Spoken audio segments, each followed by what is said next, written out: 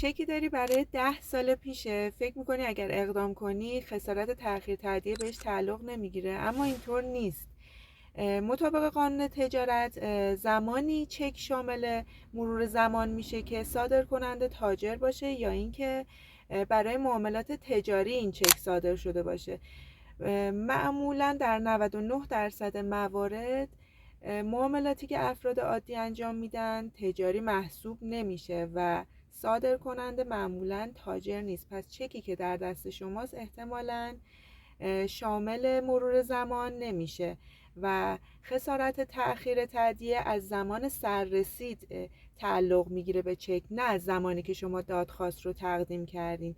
اگر هر سوالی راجع به چک دارین، هر مشکلی دارین، میتونین این قسمت کامنت ها کلمه چک رو بنویسید، من بهتون پاسخ میدم.